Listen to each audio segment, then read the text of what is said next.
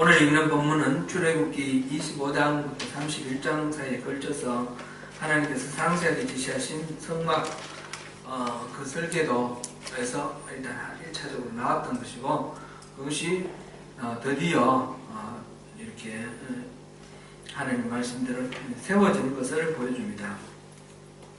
자원하는 마음으로 드려진 예물이 이 모든 것들을 만들기에 충분하고 넉넉해서 계속해서 갖고 오는 그 사람들을 만류해서 그만 가져오라 할 정도로 그렇게 모든 사람들이 기꺼운 마음으로 내놓았고, 이제 물자뿐만 아니라 사람들도 기술자도 마음에 자원하는 사람들이 많이 준비되었습니다. 이제 제일 먼저 지어진 것은 이제 지성소와 성소로 무슨 이 성막 안에 있는 그 텐트, 그 다음에 다음번으로는 그 안에 놓여질 여러가지 기명들, 그 다음에 마당, 그 다음에 울타리, 이런 순서로 지어지겠죠.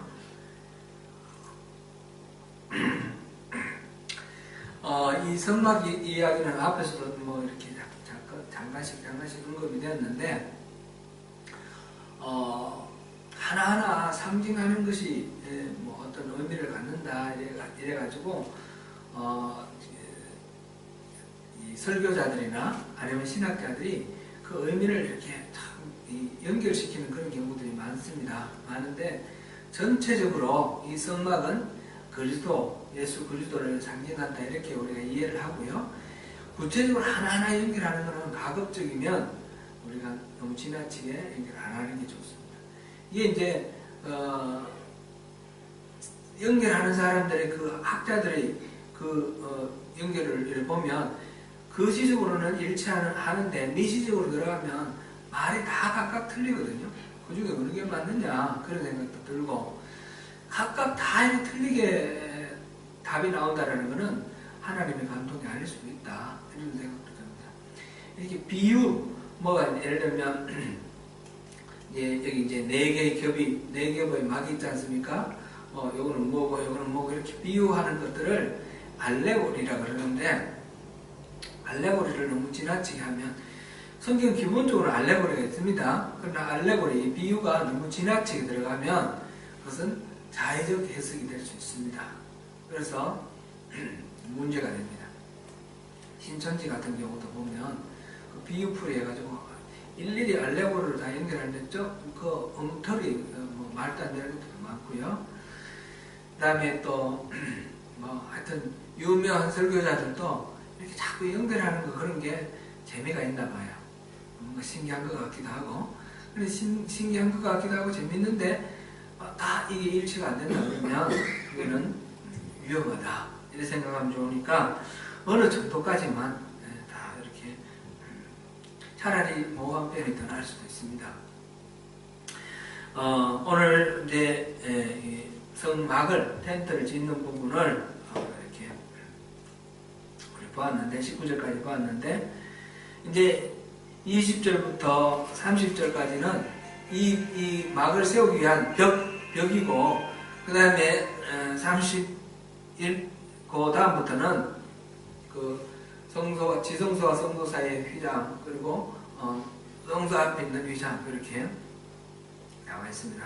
이게 다 지난번에 다 한 거기 때문에 다시 시시콜콜 다 따질 필요는 없고요. 다 알아볼 필요는 없고, 지난번에 한 것 한번 또 들어보시고 이렇게 필요하면 그렇게 하시고요.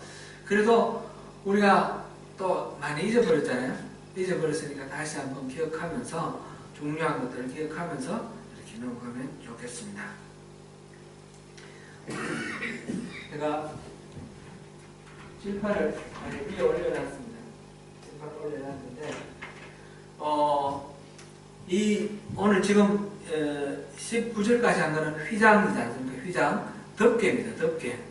텐트가 이렇게 나중에 이렇게 이제 벽 올려놓고 텐트를 이렇게 치는데, 치는 이 텐트, 이 덮개를 지금 이걸 이제 휘장이라고 그랬는데, 휘장, 개역 성경에서는 앙장 그렇게 됐고요. 이제 이 휘장이라는 말이 지난번에 우리가 이 한글로 휘장으로 번역된 게 이 히브리 말로는 다르다 그랬어요. 다른 말로 썼다. 몇 가지가 있었어요? 네 가지 있었습니다. 그죠? 이거는 다 기억을 못 하더라도 뭐가 있었다라는 거, 네 가지가 있었다. 그것이 각각 다른데 어느 거는 어떻다. 그 중에 특별히 지성소와 성소 사이, 그거는 다르다. 그것만 우리 좀 기억하면 좋겠어요. 그런데 이왕 나왔으니까 한번 살펴봅니다. 한글로 휘정이라고 이렇게 번역되어 있는 이게 히브리 말로는 제가 좀 할까요? 됐습니까? 이 휘정이라고 말한 거는 네 가지가 있는데 첫 번째는 예리야라는 이 단어가 번역할 때 휘장으로 번역이 되어 있다는 거예요. 이 예리야라는 말은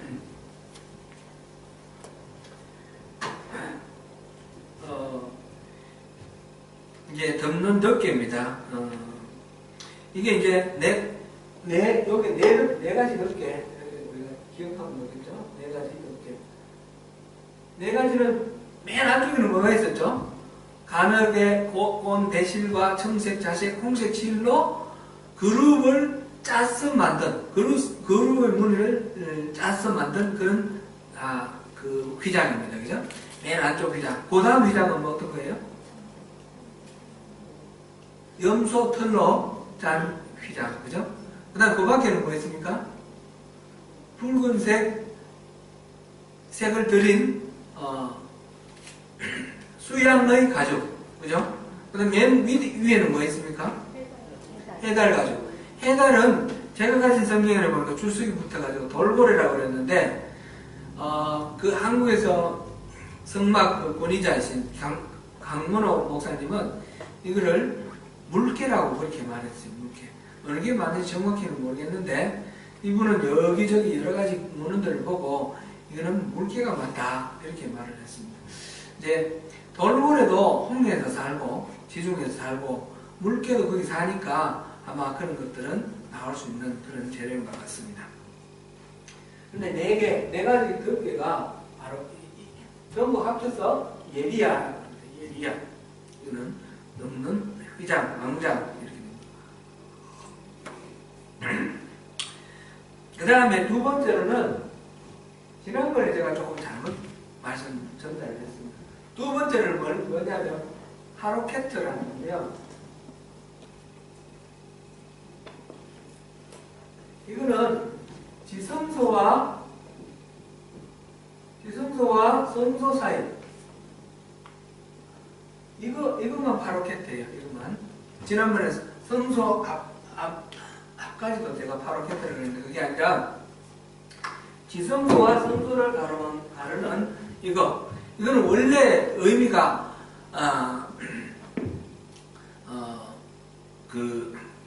막다 또는 막는다는 그런 의미입니다. 이게 파로케트라는 뜻이 막는다는 뜻이고 이거는 번역을 해서 우리가 쓰자면 차단막 이렇게 번역하면 가장 적절한 그런 번역입니다. 이거는 덮개라고 번역하면 제일 좋겠고요. 이거는 차단막은 오지 말라라고 하는 거예요. 접근 금지를 말하는 거예요. 이 파로케트는 이 성소에서 지성소 넘어오는 여기는 접근 금지예요. 그래서 대제사장이 1년에 한 번만 들어가잖아요. 그거는 한 번 들어갈 수 없는 그런 접근 금지라는 그런 의미입니다.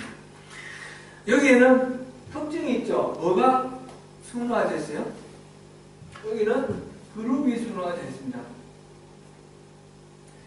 이거 예리야 중에 맨 밑에가 그룹이 수놓아져 있었죠. 그죠? 맨 안쪽. 가늘게 꼰 배실과 청색, 홍색, 자색 실로 그룹을 수놓은 게 이게 이 네 가지 덮개 중에 맨 안쪽, 맨 아래쪽, 맨 안쪽 그것이 이제 그룹이 수놓아져 있었고 여기서도 하로케트는 그룹이 수놓아져 있었어요. 가늘게 꼰 배실과 청색, 자색, 홍색 실로 그룹이 수놓아져 있습니다. 그룹은 천사인데 그룹이 어디에 등장합니까? 창세기 3장에 등장합니다. 창세기 3장에 이 죄지은 아담과 하와가 이제 에덴 동산에서 쫓겨났습니다. 쫓겨나고 에덴 동산 한가운데 선악을 알게 하는 나무와 함께 뭐가 있었죠? 생명나무가 있었습니다. 생명나무의 이 과실을 따먹지 못하도록 지키는, 그래서 화염검, 불칼, 이렇게 두루 도는 불칼과 그룹이 이 에덴 동산 동쪽에서 여기 지키도록 그랬습니다. 이 사람들은 에덴 동산에서 동쪽으로 쫓겨났고 올라오면 이제 이쪽으로 들어와야 되는데, 동문을 통해 들어와야 되는데 거기 앞에서 막고 있는 거예요. 그러니까 그룹은 사람이 이 지존하신 하나님 앞에 못 들어오도록 막는 거예요. 그룹은 바로 그런 역할을 하고 있습니다. 차단막. 그래서 이 그룹이 새겨진 이곳에는 사람이, 죄인이 함부로 가까이 가지 못하는 그런 것입니다. 이게 지금 두 번째 막입니다. 이 두 번째 막은 나중에 이게 찢어지죠. 어떻게 됐나요? 이 접근금지, 차단막이 접근금지가 해제되었는데 언제 해제됐죠? 예수님께서 십자가에 달려 죽으시는 그 순간, 숨지시는 순간 이 막이 위에서부터 아래로 찢어졌습니다. 그래서 하나님과 우리 사이에 이 죄인이 하나님께로 나아가지 못하게 한 이 차단막이었는데, 예수님께서 자기 몸을 찢으심으로 이 차단막을 찢으시고 누구든지 예수를 통해서 하나님께로 나아갈 수 있도록 길을 열어주셨습니다. 이게 바로케트. 세 번째로는 마사크. 세 번째는 마사크인데, 이 마사크는 성소 앞과, 그리고 또 하나는 이 전체 울타리 있잖아요. 울타리 있고 동쪽에 있는 전체 출구, 성막 전체 출구. 이 둘 다 가늘게 꼰 매실과 청색 자색 실로 아주 아름답게 수놓아 짰다 그랬어요. 근데 그룹이라는 말이 없습니다. 그 무늬를 아름답게 짰는데 그룹은 안 새기고 그냥 아름다운 무늬로 짠 것 같아요. 이렇게 해가지고 보면 이 안쪽에 뭔가 좋은 것이다라는 그런 느낌은 있지만, 그러나 그 비밀한 부분을 가리는, 그래서 이 마사크라는 것은 가린다는, 원래 가린다, 이거 막는다는 뜻이듯이 이건 가린다는 뜻인데, 이거는 가린막, 이렇게 번역을 하면 가장 정확할 것이다, 이렇게 볼 수 있습니다. 그 다음에 네 번째 휘장이 있습니다. 네 번째 휘장.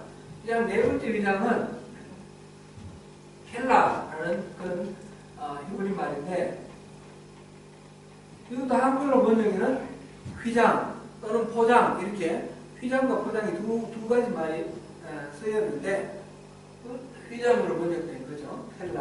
켈라는 울타리. 성막 전체 울타리죠. 울타리가 세마포로 만든 휘장, 세마포 포장, 세마포 휘장, 이렇게 되어 있습니다. 흰색으로, 무늬 없이 흰색으로 이렇게 포장을 했는데, 이게 켈라예요. 이거는 울타리. 이렇게 네 가지가 있다라는 것을 우리가 알면 좋겠고요. 이거는 매달린다, 걸쳐놓는다, 그런 뜻이라고 합니다. 그런 뜻이고, 그래서 여기서는 우리가 이거를 다 기억할 수는 없습니다. 이 이름은 기억할 수는 없는데, 휘장의 두 번째 거, 지성소와 성소서의 이 휘장에 특별하게 그룹이 수놓아 짜여 있다. 이거를 우리가 기억하고, 이 그룹의 의미는 접근 금지라는 의미, 차단막의 의미다. 그리고 이 그룹은 요 예리야 네 가지 덮개 중에 맨 안쪽 덮개도 그게 똑같이 새겨져 있습니다. 그는 앙장, 이 휘장 10개를 이렇게 만들어가지고 이었잖아요. 이었는데, 각각마다 그룹 하나가 다 이렇게 새겨져 있는 거예요. 그렇게 이렇게 이제 휘장이라는 말 이렇게 봤고요. 이 네 가지 휘장이 똑같은 단어로 번역해도 다른 것들이 있을 수가 있습니다. 뭐 다른 앞으로 나오는 다른 거에 떠오르는 그런 쪽이 있고요. 그 다음에 이 휘장은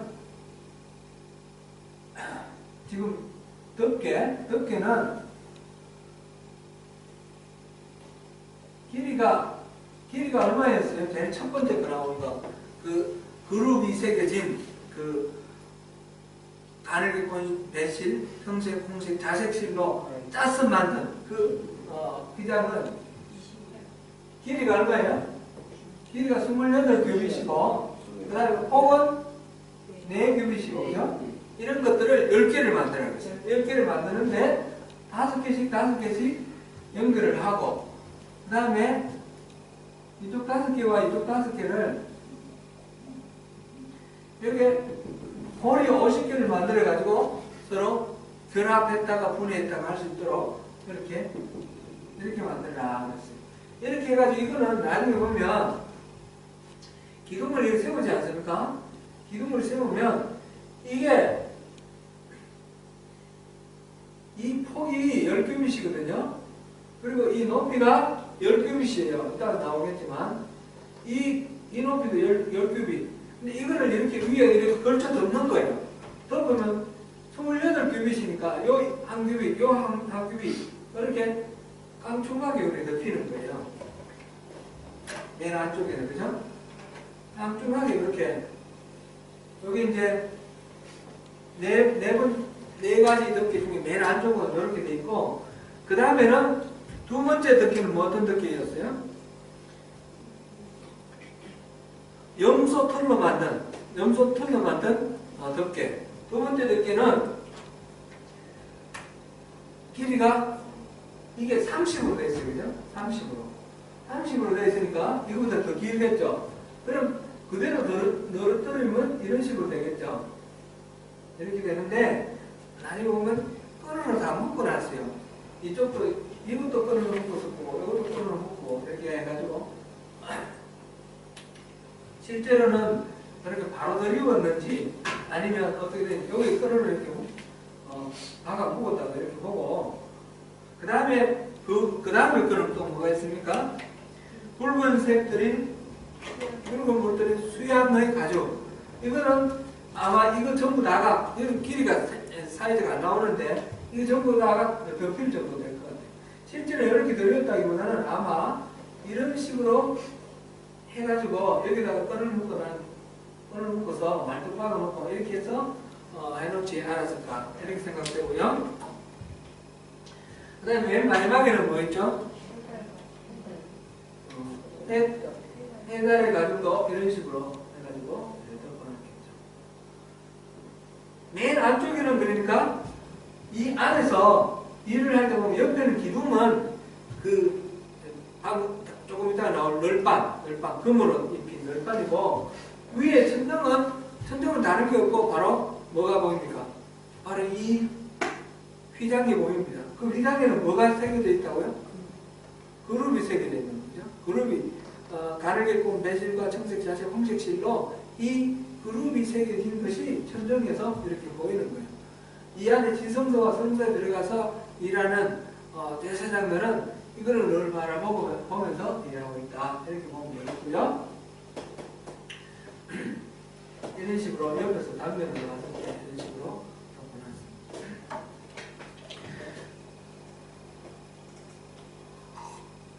맨 안쪽에는 아름답게 그룹이 수놓여진 휘장이 있고 그 위에는 염소털이고 그 다음에는 붉은색 불을 때린 수양의 가죽이고 맨 위에는 해달 가죽인데 해달 가죽을 맨 바깥에 놓은 이유는 이게 아마 물에서 사는 짐승의 그 가죽이기 때문에 비가 왔을 때 방수하는 효과가 있지 않았을까 그런 생각이 들고요. 그 다음에 붉은 물들인 의미는 아마 이 피의 의미가 있는 것 같아요. 그죠? 피의 의미가 있는 것 같고 그 다음에 수양의 털 이것도 울 아닙니까? 일종의 울이니까 보호의 효과가 있는 것 같아요. 이 이 텐트가 쳐진 데가 어디예요? 광야예요. 그죠? 광야. 광야 그곳에는 지금도 이제 성지순례 가면 그 시나이 반도 쪽으로 가보는데 낮에는 뭐 50도도 되고 그런 거예요. 저도 바로 위쪽이고 그래서 뜨겁고 그래서 50도 너무너무 뜨겁잖아요. 그런데 이 사막지대니까 습도가 낮아요. 습도가 낮으면 어떤 특징이 있습니까? 그늘에만 들어가면 시원해지는 거예요. 한국 같은 이런 나라는 여름에 온 다섯하니까 여름에 막 끈적끈적하잖아요. 그죠? 그리고 후덥지근하고 그래서 더운 게 아니라 그냥 무덥다 그러잖아요. 그래서 막 살같이 습기가 이렇게 닿아서 뜨거운 습기가 닿아서 아주 덥고 그늘에 들어가나 밖에 나가나 항상 덥죠. 그런데 제가 처음 크라이처치 갔을 때 그걸 느꼈어요. 여름에 막 더운데 그늘에만 들어가면 시원한 거예요. 햇빛은 쨍쨍쨍 쬐는데 그늘에만 들어가면 시원해요. 이 오클랜드도 그렇죠. 여름에는 비가 적게 오고 여름에는 건조합니다. 겨울에는 비가 많이 오고 그러는데 여름은 건조하기 때문에 햇빛이 따가워도 그늘에 들어가면 시원한데 그래도 이 오클랜드는 바로 옆에 바다가 있으니까 습도가 있는 편이고 사막, 광야지대는 그게 더 건조한 거죠. 그러니까 이게 너무 더우니까 이 안에 들어가면 이제 시원하게 되는 거죠. 습도가 없기 때문에 그늘만 지면 시원한 그런 효과가 있는 것 같아요. 그 다음에 그런 방열 효과, 보온 효과, 방열 효과 그런 것들이 있는 것 같아요. 영적으로는 어떤 의미를 갖는지는 여러 가지 생각을 해볼 수 있는데 또 이게 상상을 너무 이렇게 지나치게 하면 우리가 잘못될 수도 있으니까 그 정도로만 이해를 하고 넘어가면 좋겠습니다.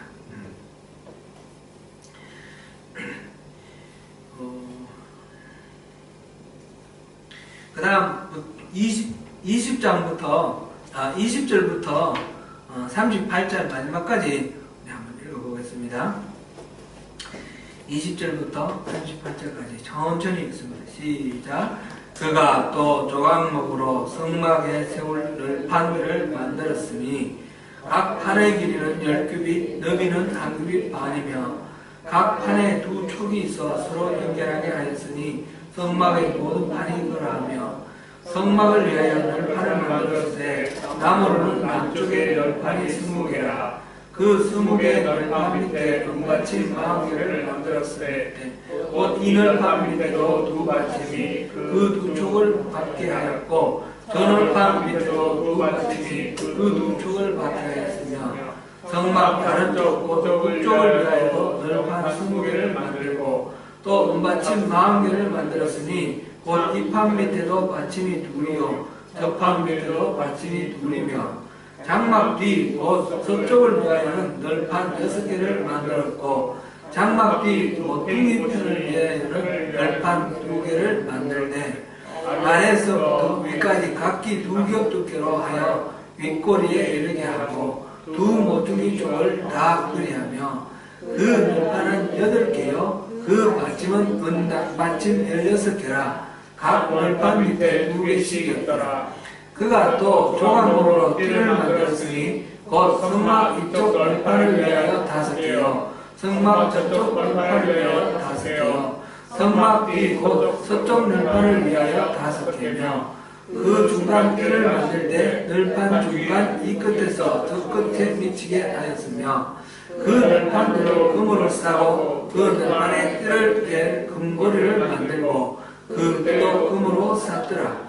그가 또 청색, 자색, 홍색 실과 가늘게 꼰 매실로 휘장을 짜고 그 위에 그릇들을 정교하게 쏘놓고 조각목으로 4기둥을 만들어 금으로 쌌으며 그 갈고리는 금으로 기둥의 4받침인 은으로 부어 만들었으며 청색, 자색, 홍색 실과 가늘게 꼰 매실로 수놓아 장막문을 위하여 휘장을 만들고 휘장문의 기둥 5과 그 갈고리를 만들고 기둥머리와 그 가람대를 금으로 쌌으며 이 다섯 받침은 못이었더라. 아멘. 이제 이 텐트의 벽과 기둥을 말합니다. 여기서 하나 제가 빠뜨린 게 있습니다. 이 맨 안쪽에 그룹의 수놓아진 그거는 맨 안쪽에 넣어진 그거는 이쪽에 28규빗, 4규빗 돼가지고 5개, 10개를 만들었고, 그 다음에 두 번째로 그 염소 털로 만든 것부터 시작해서는 30규빗, 4규빗 해서 11개를 만들었어요. 그죠? 그래서 5개와 6개 이렇게 연결되어 있고, 그래서 맨 안쪽이 충분히 커버가 될 수 있을 정도로 더 넓게 만들었다는 거죠. 그 다음에 이게 4규빗씩 10개 됐다는 게 이게 어떤 의미인가 한번 보십시오. 이게 10개면 전부 합쳐서 40규빗이에요. 그죠? 이 전체 길이가 40규빗입니다. 연결됐을 때. 그거를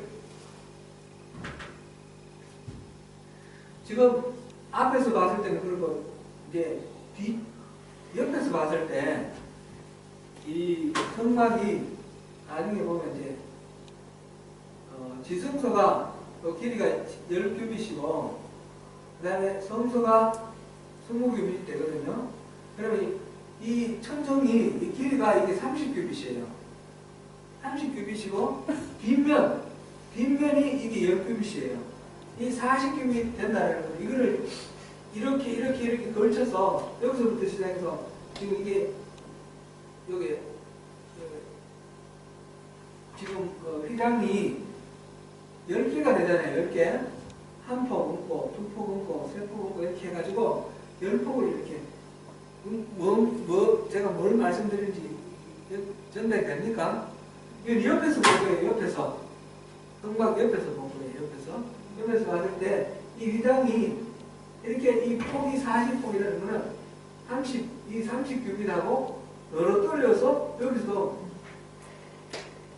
이렇게 10규빗이 이렇게 있다는 거예요.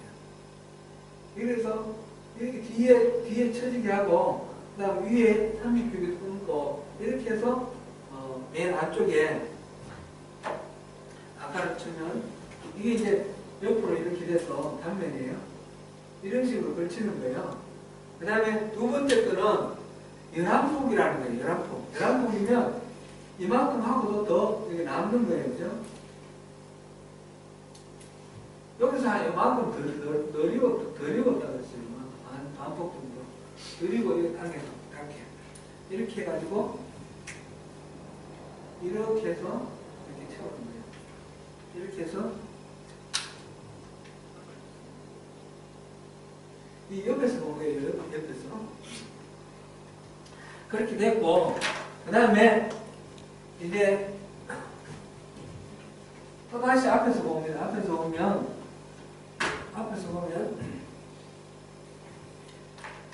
이 성소 이제 들어가는 입구에서 보면 옆에 이 널판 양쪽으로 널판을 세웁니다. 이 높이가 이 널판이 지금 길이가 10규빗, 폭이 얼마라고 그랬어요? 1.5규빗이죠? 한 규빗 반. 이런 것들을 몇 개 만들라고 그랬어요? 조각으로 성막에 세울 널판을 만들 때 각 판의 길이는 10규빗, 너비는 한 규빗 반이며 각 판의 두 쪽이 서로 연결을 했다. 이렇게 했습니다. 그래서 남쪽에 서무개. 남쪽에 서무개면 길이가 얼마예요?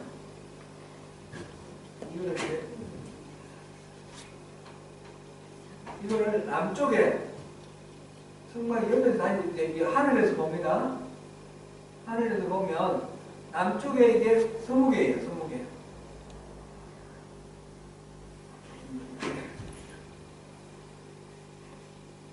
남쪽에 서무개면 이 길이가 얼마예요? 1.5 곱하기 서무개 하면 이게 30규빗이죠. 북쪽에도 30규빗이죠. 이렇게 이거를 옆에 하늘에서 봤을 때는 이런 길이고 옆에서 봤을 때는 앞에서 봤을 때는 이렇게 세우는 거예요. 세우는 거. 그죠? 이거를 쭉 이어서 세우라고 그랬으니까 보면 이런 그림을 그려보면 이런 식으로 둘, 셋, 넷, 다섯 이렇게 해서 20개를 세우라는 거예요. 세우고 이렇게 세우고 그 다음에 여기도 이렇게 20개 세우고 그 다음에 이 뒤에도 서쪽에도 세우라는 거죠. 서쪽에 세우는데 서쪽에는 몇 개 세우라 그랬어요?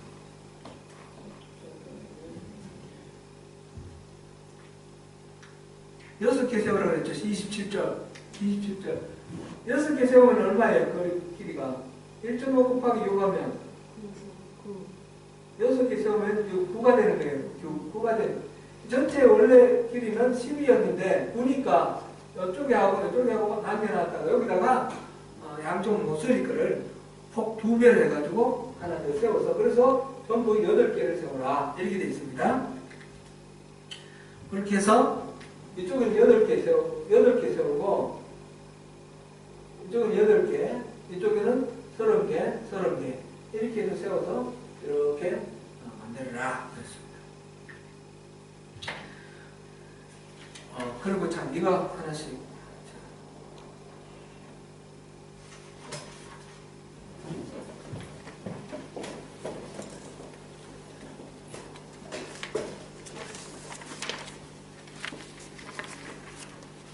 이게 그림이 보입니까?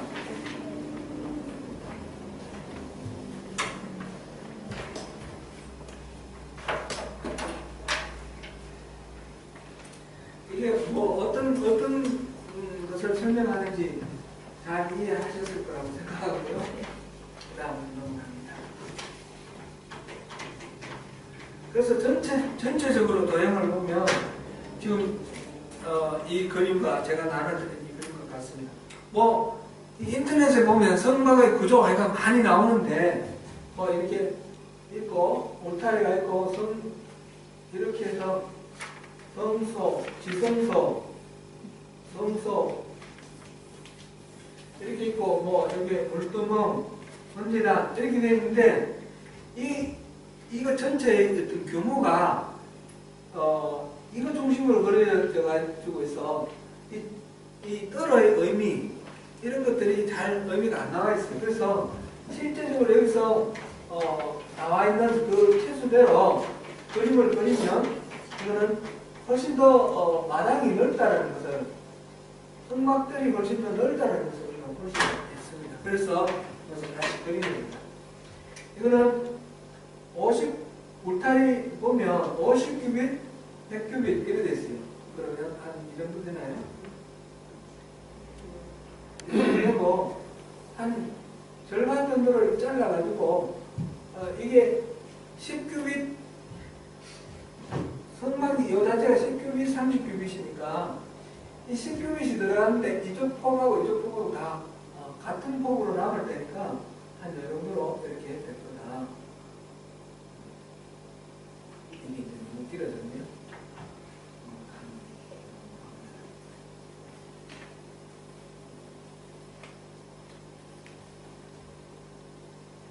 그래서 제가 지난번에 그림도 그랬고 이번에 그랬듯이 요거 정사각형 두 개가 있고 이렇게 X 해가지고 하나는 쉽죠. X 해가지고 X를 두 개를 넣어가지고 요 한가운데에 이렇게 위치를 하고 한가운데 여기에 이제 지성사 한가운데 여기에 언약계가 있고 여기에 떡상, 그 다음에 여기에 촛대, 여기 분향당, 여기에 이것도 지금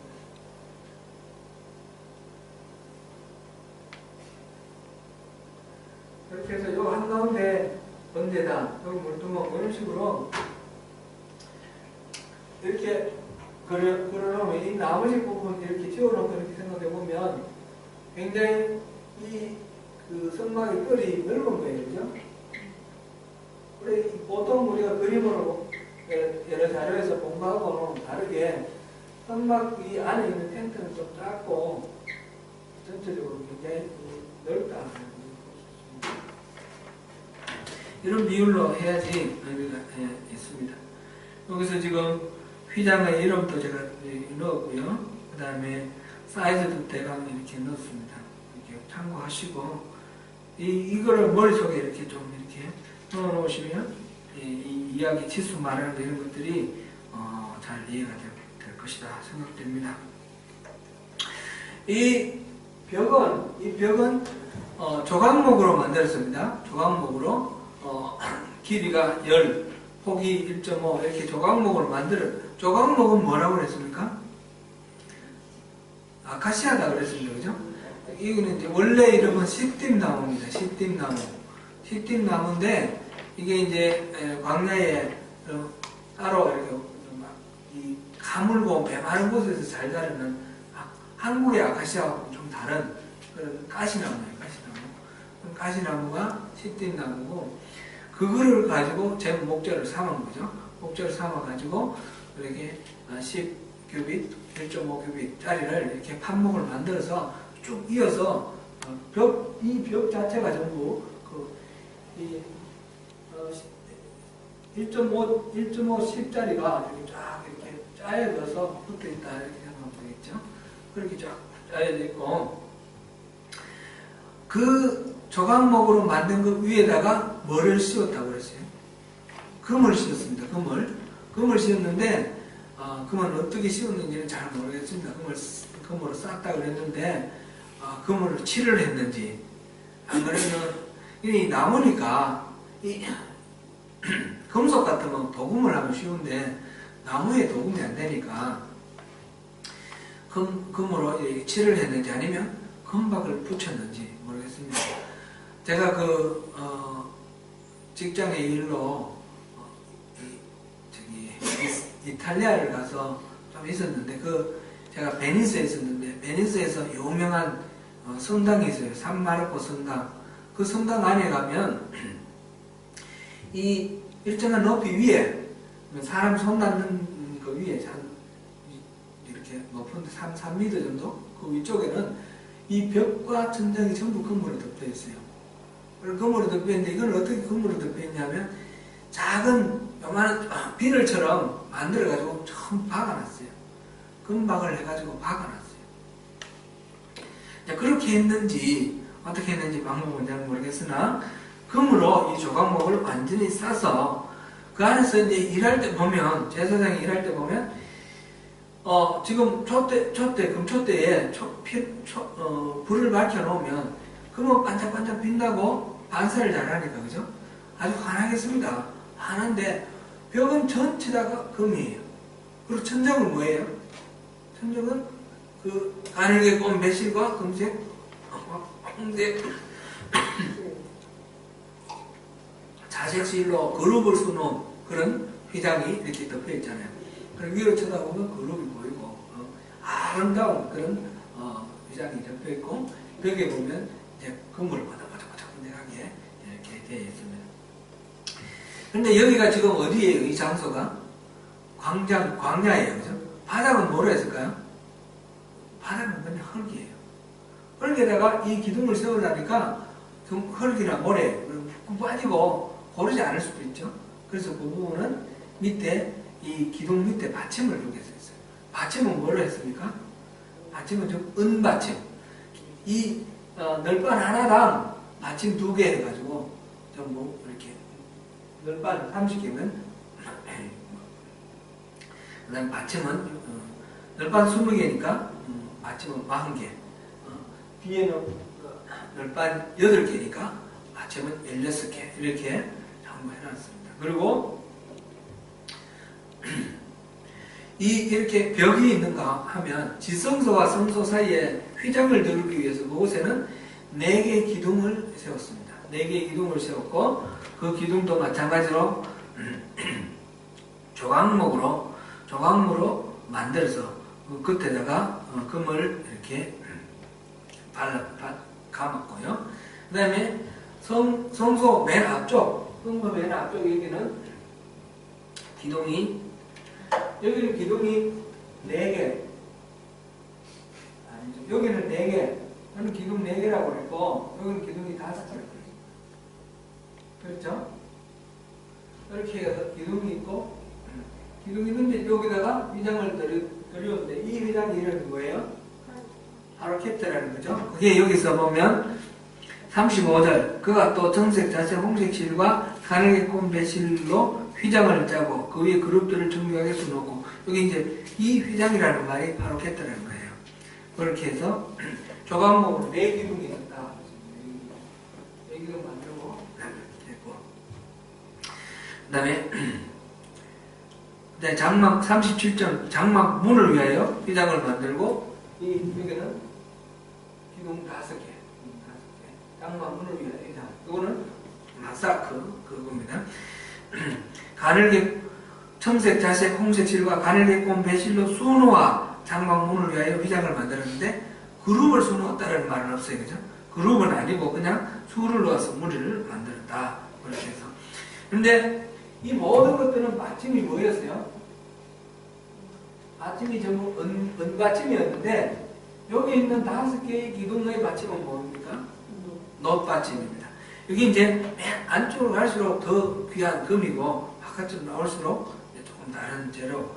이 덮는 덮개도 맨 안쪽 덮개는 그 청색, 자색, 홍색 실과 가늘게 꼰 배실로 그룹을 수놓아 만든 그 10폭의 그 휘장, 그 휘장을 5개에서 해서 이게 중간에 50개의 고리를 만들어서 이렇게 연결을 했지 않습니까? 이 50개의 고리는 뭐로 만들었죠?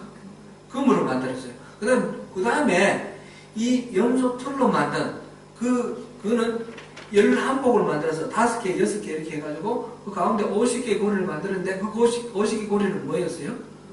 놋이었습니다. 놋. 그죠? 맨 안쪽에는 금이고 그 바깥쪽에는 놋이다. 이거를 우리가 이해하면 되겠습니다. 오늘 내용은 사실은 여기까지입니다. 그죠? 여기까지.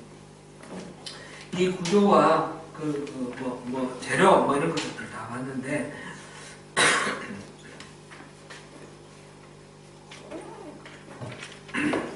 이 성막을 통해서 우리가 이제 생각해야 될 거 조금만 더 보겠습니다. 성막은 성막을 가리키는 이 말 단어가 여러 가지가 있습니다. 여러 가지가 나오는데 대표적으로 2가지 단어가 나옵니다. 성막을 가리키는 단어가 2가지가 나옵니다. 하나는 오헬이라는 단어가 나오고요. 하나는 미시칸이라는 단어가 나와요. 미시칸. 이 단어가 나오는데 오헬은 말하자면 만나는 집이에요. 만나는 집. 그래 우리 한글로는 회막. 회막이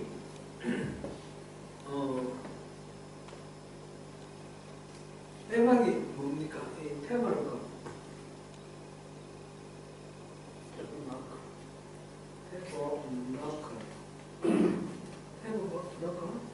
테마로커라고 그러고 하우스 for meeting, 텐트 for meeting 이렇게도 보면 영어 성경에 보면 텐트 for meeting 이렇게 번역이 됐습니다. 테마로커. 그다음 미시카는 성막으로 번역된 겁니다. 성막. 이거는 텐트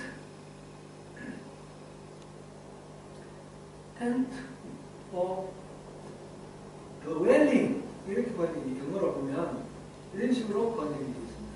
이 테마노컬인데 테마노컬이 어떤 경우에는 tent for meeting, tent for dwelling 이렇게 되어 있습니다. 이제 미시칸 성막으로 번역된 이거는 dwelling하고 연결이 되어 있다. 이거를 우리가 알 수가 있죠. 여기서 이 미시칸이라는 말은 원래 샤칸이라는 단어하고 관련이 있습니다. 샤칸. 이 히브리 말은 모음이 없다 그랬죠. 모음이 없고 자음만 나와 있어요. 자음이 나와 있는데 그 자음에 이제 변화를 통해서 뜻을 이렇게 저렇게 변동을 시킵니다. 이거는 필요한 부분이 있기 때문에 제가 말씀드렸는데 이거는 이 히브리 말은 오른쪽에서 왼쪽으로 읽습니다. 왼쪽으로 읽는데 글자는 이렇게 됩니다. 이렇게 되는데 여기 샤칸, 여기 SH 발음이고 여기 K 발음이고 여기 N 발음이에요. 여기 M 발음. 이걸 샤칸 이렇게 읽거든요. 샤칸이 있는데 이게 뜻이 뭐냐면 거주한다, 산다 그런 뜻이에요. 거주하다. 영어로 말하자면 dwell, dwell. 이게 명사로 바뀔 때에 이런 보통 동사로 있는데 동사 앞에 me라는 말이 들어가면 명사가 돼요. me라는 말이 들어가면 몸이 약간씩 바뀌면서 명사가 돼요. 그래서 이게 샤칸이라는 단어에서 me라는 말이 들어가가지고 me라는 단어를 이렇게 해가지고 우리 미음하고 비슷하게 되는데 이 me라는 말이 들어가가지고 미시칸 되는 거예요. 미시칸. 그래서 미시칸. 이거는 사는 집이 되는 거예요. 사는 집. 근데 여기까지는 우리가 이제 이 미시칸은 좀 기억하면 좋겠어요. 쉽긴 어렵지만. 근데 이 미시칸하고 마찬가지로 여기에서 모음이 바뀌면서 이거 자체가 또 하나의 명사로 되는 방법이 있어요. 이제 이거 길게 하면 이거는 받침이 되고 짧게 하면 이렇게 하면 이제 받침이 아니라 앞에 말이 되는데 여기다가 요거를 어떻게 읽냐면 쉐키나 이렇게 읽어요. 쉐키나. 여기 모음이 변동되는 거죠. 그래서 미시칸에서 나온 그 비슷한 말로 쉐키나 이렇게 되면 이게 무슨 뜻이 되느냐면 이거는 산다라는 말하고 연결되죠. 임재, 하나님 임재라는 말이 되는 거예요. 임재라는 말이 되고 하나님 임재하면 뭐가 따라와요? 영광, 그죠? 그래서 임재, 영광 이런 의미가 되는 거예요. 그래서 성막은 미시칸이라고 하는데 이거는 하나님 그곳에 거주한다는 뜻이다. 하나님 그곳에 사신다는 뜻이다. 그리고 하나님이 그곳에 사시는 경우 미시칸이라는 성막이라는 명사도 될 수도 있고 또 영광이라는 하나님 임재 또는 영광이라는 그런 명사도 될 수 있다. 이거를 우리가 여기서 볼 수 있습니다.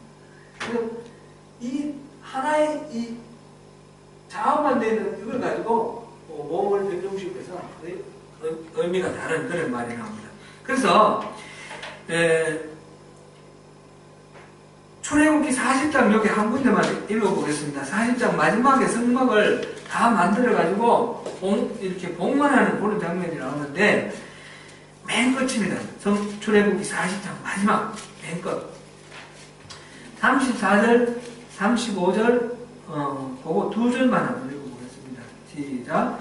구름이 회막에 덮이고 여호와의 영광이 성막에 충만하매 모세가 회막에 들어갈 수 없었으니 이는 구름이 회막에 덮이고 여호와의 영광이 성막에 충만하였으며 여기에서 이제 여기 지금 구름이 회막에 덮이고 여호와의 영광이 성막에 충만하며 이제 하나님의 영광이 구름으로 나타나잖아요. 그죠? 구름으로 이렇게 나타나는 그런 상황이고 모세가 회막에 들어갈 수 없었으니 이는 구름이 회막에 덮이고 여호와의 영광이 충만하였다.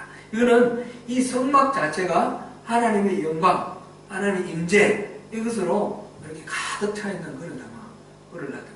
그래서 성막이라는 말도 미식한 우리 말로는 이게 전혀 연결이 안 되지만 이 히브리 말을 읽어보면 이 하나님이 사시는 데고 하나님 사시는 집 미식한이고 하나님이 임재하셨고 지금 하나님의 영광 쉐키나 이게 다 똑같은 말에서 나오는 거구나 이렇게 다 알 수가 있게 되는 겁니다. 그래서 이거는 우리가 쉐키나라는 단어는 이 히브리 말 중에 특별히 우리가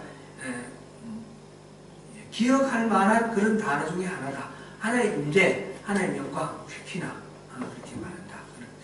우리 하나님의 자비, 하나님 자비는 뭐라고 그러는지 히브리 말로 우리 혹시 기억나세요?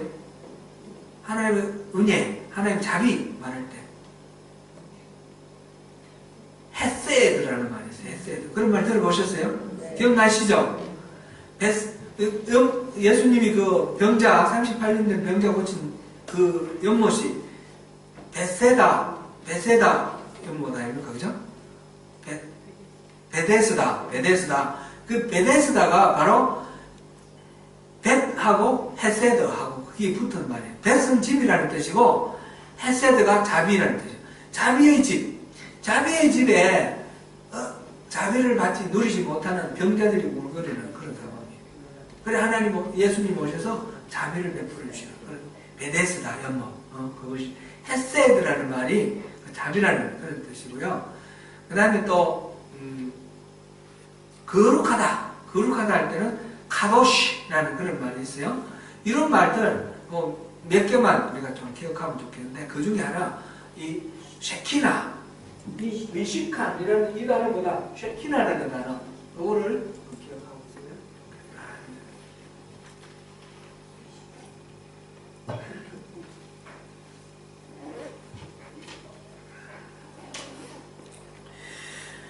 있어요. 하나님께서 이스라엘 백성들 진 한가운데 성막을 지었잖아요. 한가운데 성막을 짓고 바로 그 지성소에 지성소 안에 가면 이제 언약궤가 있고 언약궤 위에 언약궤 뚜껑이 이제 다음번에 나오겠지만 뚜껑이 그 이 천사가 그룹이 두 천수가 이렇게 날개를 서로 맞닿게 해서 이렇게 새겨져 있습니다. 그죠? 그 천사의 날개 아래 그 뚜껑의 여기를 뭐라고 말했어요? 그 가운데를 속죄소 또는 시은좌 거기에다가 하나님이 이름을 두시고 그곳에서 이스라엘 백성들을 만나주겠다. 말하자면 그 자리가 하나님이 사시는 자리예요.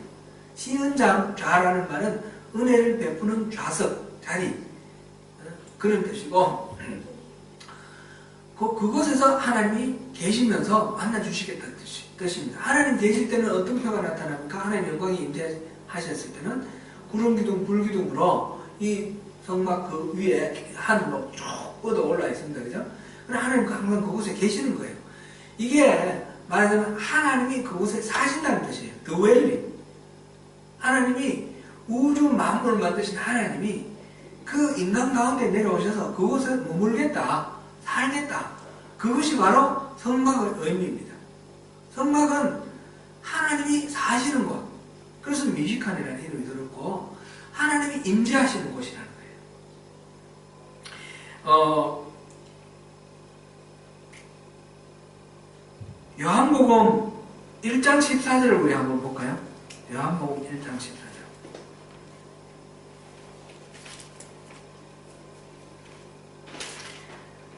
요한복음 1장 14절. 찾으셨습니까? 같이 읽습니다. 시작. 말씀이 육신이 되어 우리 가운데 거하시매 우리가 그 영광을 보니 아버지의 독생자의 영광이요 은혜와 진리가 충만하더라. 말씀, 여기 로고스, 말씀, 로고스, 하나님과 함께 있던 로고스, 로고스가 말하면 성자예요. 로고스가 육신이 되어서 우리 가운데 거하시매, 이 거하시매가 바로 텐트를 치고 머문다는 뜻이에요. 산다는 뜻이에요. dwell의 의미입니다.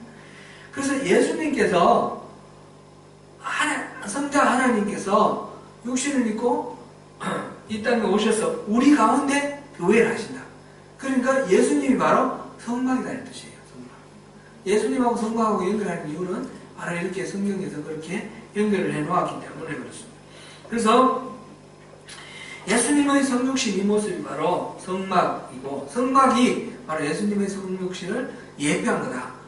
타이폴로지다. 이렇게 얘기를 합니다. 요한복음 2장으로 가보겠습니다. 요한복음 2장 19절 같이 읽습니다. 시작. 예수께서 대답하여 이르시되 너희가 이 성전을 헐라 내가 사흘 동안에 일으키리라. 그 성전 헤롯이 만든 그 성전 그 위용이 아주 찬란한 그 성전 사람들이 막 탐복을 하는데 예수님께서 이것을 헐라 그러면 3일 동안에 내가 일으키리라 그렇게 말씀하셨어요. 그런데 나중에 이게 무슨 뜻이라고요? 뒤에 21절 그러나 예수는 성전된 자기 육체를 가리켜 말씀하신 것이라 그렇습니다. 이 성전이 눈으로 보이는 이 성전이 이게 아니라 진짜 성전은 하나님 거하시는 집이니까 예수님 자신이 성전이라는 거예요. 그래서 이 성전을 허물면, 나를 허물면 하늘만이 부활하겠다. 그거를 나타내는 그런 말씀이다. 그렇게 말씀했습니다. 우리가 구약시대 때는 하나님을 만나려면 어떻게 했어요? 제물을 들고 성막에 찾아가서 제사를 드려야 되겠습니다. 오늘날은 우리는 어떻게 하면 하나님을 만납니까? 예수님을 모시고 주님 앞에 나가면 됩니다. 하나님 앞에. 우리가 예수님을 통하여 예수님 안에서 담대히 보좌 앞으로 나갈 수 있는 그런 우리 자격을 얻었습니다. 예수님하고 상관없이는 갈 수가 없습니다. 예수님이 바로 제물이 되시기도 하고 예수님 바로 성전이 되셔서 우리를 이렇게 하나님께로 인도하시는 그런 역할을 해주십니다. 그래서 요한복음 14장에서 나는 길이요 진리요 생명이니 누구든지 나로 말미암지 않고는 아버지께로 올 자가 없다 이렇게 말씀하셔요. 그래서 예수님이 바로 그런 성막이시고 성전이시고 예수님이 하나님께로 나아가는 길이 되어 주셨습니다. 이 성전은 또한 예수님이 성전이실 뿐만 아니라 교회가 성전이라고 했어요. 교회가. 에베소서 2장 한번 보겠습니다. 에베소서 2장. 에베소서 2장 21절 22절 같이 읽습니다. 에베소서 2장 21절 22절 시작. 그의 안에서 건물마다 서로 연결하여 주 안에서 성전이 되어가고 너희도 성령 안에서 하나님이 거하실 처소가 되기 위하여 그리스도 예수 안에서 함께 지어져 가느니라.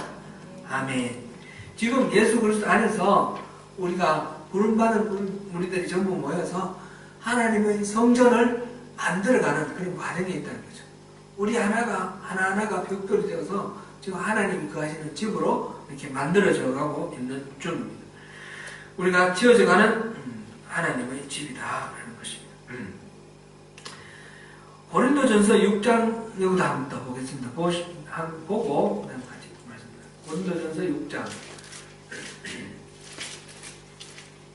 19절 20절입니다.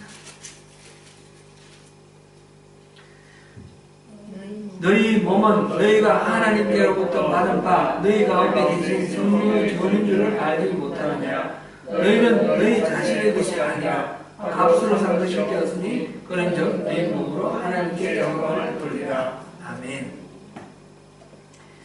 그 다음에 고린도전서 3장 16절 보겠습니다. 고린도전서 3장 16절 같이 읽습니다. 시작. 너희는 너희가 하나님의 성전인 것과 하나님의 성령이 너희 안에 계시는 것을 알지 못하느냐. 3장 16절 말씀은 더욱 명백하게 이것은 교회를 가리키는 말입니다. 교회를 가리키는 말이고 지금 6장의 말씀은 교회도 되고 또 우리 개인도 됩니다. 우리 개인이나 교회나 다 우리 안에 성령님이 거하시면 우리가 바로 성전이 된다. 그런 의미입니다. 여기서는 성막이라 하는데 왜 성전이라 그러냐? 그거는 성막이나 성전은 똑같은 건데 차이는 뭡니까? 성막은 임시 거주지입니다. 그죠? 언제든지 걷어서 움직이잖아요. 그런데 우리 몸을 성막이라 안 하고 성전이라 하면은 성전은 영구적으로 세워놓은 건축물 아닙니까? 금방 걷어서 떠나는 것이 아니고 그래서 우리 안에 하나님께서 떠나지 않고 영원히 거하신다. 그래서 우리가 성전이다. 우리 교회 안에 하나님이 계신다, 사신다. 그래서 교회를 성전이다. 이렇게 말합니다. 우리는 지어져가는 성전이다. 그랬습니다. 바울사도가 그렇게 말했습니다. 제가 소명교회에 담임 목사로 되기 전에 마지막으로 주일 두 번, 수요일 두 번 이렇게 설교를 할 때 두 번째 주일 설교한 제목이 함께 세워져 가는 교회라는 그런 제목이었어요. 그 내용이 바로 이거와 같은 내용입니다. 우리는 함께 세워져 갑니다. 우리 안에 성령님이 계셔서 우리가 성전으로 되어가는 과정에 있다는 것을 생각하면서 우리 교회를 어떻게 세울 것인가 한번 생각해 보면요. 이게 완성된 것이 아니기 때문에 교회가 왜 이러냐, 교회 뭐 저 사람이 예수 믿는다더니 왜 저러냐, 이런 식으로 속단하고 판단하지 말고 용납해주고 과정 속에 있으니까 참아주고 이렇게 포용해주는 그것이 교회의 첫 번째로 필요한 것입니다. 지금 이제 봄이 되어 가니까 막 대포다일이 막 피기 시작하죠. 대포다일은 봄을 알리는 그런 꽃입니다. 아주 이른 봄에 꽃이 막 피죠. 국화 같으면 언제 펴요? 가을에 피잖아요. 가을에. 그런데 대포다일이 막 필 때 국화가 안 핀다고 넌 왜 이 모양이냐, 덜 됐냐, 뭐 이런 식으로 얘기하면 말이 됩니까, 안 됩니까? 말이 안 되는 겁니다. 그죠? 국화는 가을에 피게 돼 있고 대포다일은 봄에 피게 돼 있습니다. 사루비아는 여름에 피게 돼 있습니다. 그렇기 때문에 그 때가 되기 전에 안 핀다고 말할 필요가 없는 거예요. 우리 마찬가지라는 거죠. 우리가 예수로 인하여 새로운 피조물로 된 우리도 과정이 있는 것입니다. 과정이 있고 교회가 이루어져가는 과정이 있기 때문에 불완전하고 연약하고 모자라는 그런 부분이 보이는 것은 당연합니다. 사람에 따라서 어떤 사람은 먼저 이렇게 빨리 하나님께로 다가가고 어떤 사람은 천천히 다가가고 그런 차이를 우리가 인정해주고 서로 참아주고 그러면서 서로 용납하고 함께 나아가는 그런 것이 함께 지어져가는 교회의 의미입니다. 두 번째로는 그렇다고 해서 그냥 게으르게 나는 뭐 나중에 때가 되면 되겠지 이게 아니라 모두가 다 하나님의 얼굴을 구하며 하나님께로 가까이 나아가야 됩니다. 지금 성막을 우리가 봤는데 하나님을 만나기 위해서 지성소로 가려면 지금 울타리 앞에 있는 성막 문 그걸 통과해서 성막 뜰 안에 들어가서 짐승을 잡고 그곳에서 그 번제단에 불 태우는 그런 과정, 그 다음에 이 성소로 들어가는 과정, 그 다음에 지성소로 들어가는 이 과정이 좀 필요하지 않습니까? 예수님께서 자기 몸을 찢으셔서 지성소에 그 휘장을 바로 곁들을 찢으신 이유는 우리가 하나님을 만나라는 겁니다. 우리가 주변에만 맴돌고 있는 것으로 만족하지 말고 가까이 다가가서 마침내 하나님을 만나는 하나님과의 친밀한 교제 가운데 있는 그런 신앙생활을 하라고 우리에게 그 은혜를 주시고자 십자가를 지신 겁니다. 그러니까 우리는 신앙이 계속해서 주님께로 가까이 다가가는 그런 신앙이 필요한 것입니다. 날마다 주님의 은혜를 구하면서 날마다 하나님의 얼굴을 구하면서 주께로 더 가까이 나아가는 그런 우리의 삶. 그렇게 주님께로 가까이 갈 때에 주님의 임재하심을 경험하게 되고 그 주님의 영광, 쉐키나를 우리가 경험하게 됩니다. 앞에서 우리 모세가 하나님 영광 보여주세요 해서 하나님 영광 보여주셨죠. 하나님 영광 보여주는 게 결국은 뭐였습니까? 하나님을 경험하는 거였습니다. 하나님 성품을 알게 되는 것이고 하나님의 이름을 알게 되는 것입니다. 하나님의 이름을 알게 된다는 것은 듣고 하나님 이름을 가졌구나가 아니라 내 삶에 구체적으로 일하시는 하나님을 체험하고 내게는 이런 분이 하나님이시다. 병난 사람은 하나님을 치료하시는 분이다. 이런 식으로 그죠? 하나님의 이름을 각자 나름대로 자기가 경험한 대로 이름을 붙이는 겁니다. 이게 바로 하나님의 영광을 보는 것이고 이것이 바로 하나님을 경험하는 것입니다. 이 하나님의 영광을 누릴 때에 우리 진정으로 하나님과의 깊은 교제가 있고 신앙이 진짜 도약이 있는 것입니다. 그 이전에는 머릿속으로만 생각하는 하나님이고 하나님은 성경에 나오는 하나님이고 다른 사람들 이야기 속에 나오는 하나님이지만 이런 하나님을 경험하게 되면 이거는 나의 삶 속에 구체적으로 들어와서 역사하시는 하나님, 나랑 동행하시는 하나님, 그래서 합력하여 선을 이루시는 하나님, 살아계신 하나님을 우리가 경험하게 되는 겁니다. 그 하나님, 살아계신 하나님을 더 우리가 사모하시고 경험하시고 그 감사와 찬양과 영광 가운데서 우리가 그렇게 살아가는 것이 이 믿는 하나님 나라의 백성의 진정한 복, 그것이 아니겠습니까? 세 번째로는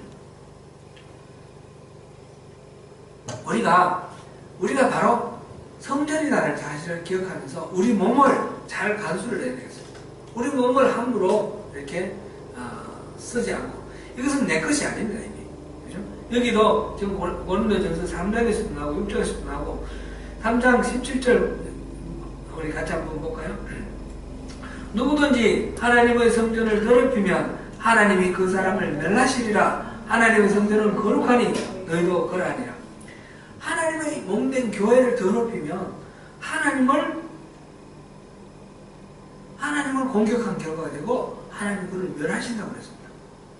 그리고 6장